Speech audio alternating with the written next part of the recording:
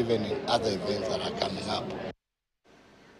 Rapogi National School is in the Nyanza Regional Games with 3 teams: basketball 3x3, rugby 7-a-side, and football boys. They go into the games buoyed by a big tag, being the Migori County champions, and despite the pressure that comes with the tag, they believe they have what it takes to qualify for the Nationals.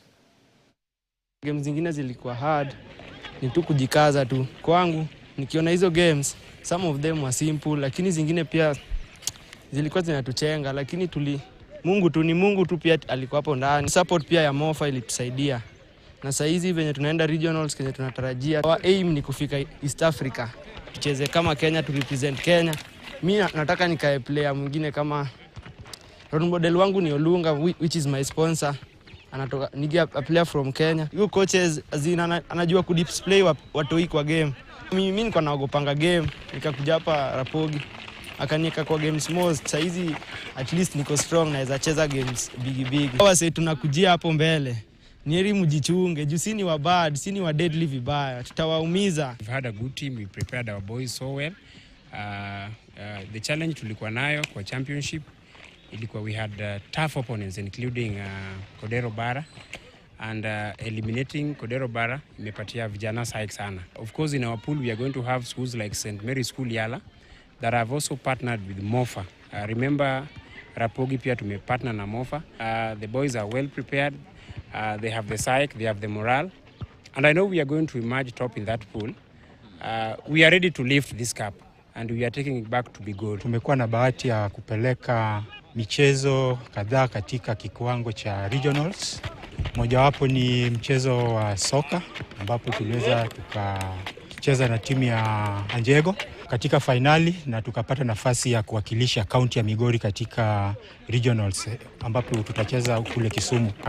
Mkuu wa shule hii yetu ya St. Joseph School ni Bwana Erastus Nyagwa, ambaye amejaribu kuwajibika na kuhakikisha kwamba kama idara ya michezo amekuwa akifanikisha masuala yetu. Tukimpelekea pale huwa na fadhili, na imetusaidia kwa kiwango kikubwa hasa mwaka huu, na tumeweza kufika katika kiwango ambacho ni mara ya kwanza shule hii kufika.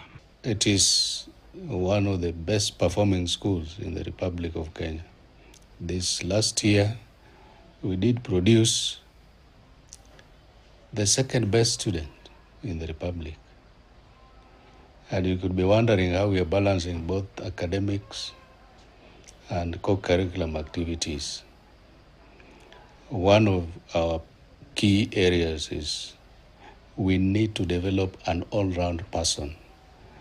And by doing that, we stress on academics, we follow the normal timetable, but the students only train between 4 and 5:30. Particularly in football, we had to dig deep in some of the teams which were fielding non-students. Because we are using students.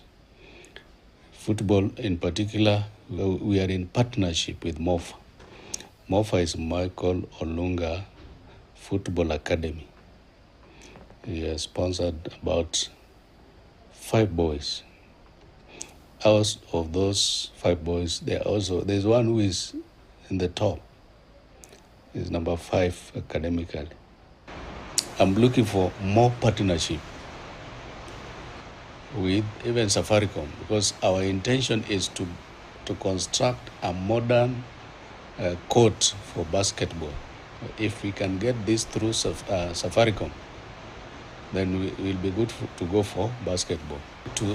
We are supporting them as a school, but we may not be able to support them fully. So if we can get some sponsors to pay for them fees, it would be a very good idea. And others will now see that through sports, they are able to go through their education system. Well,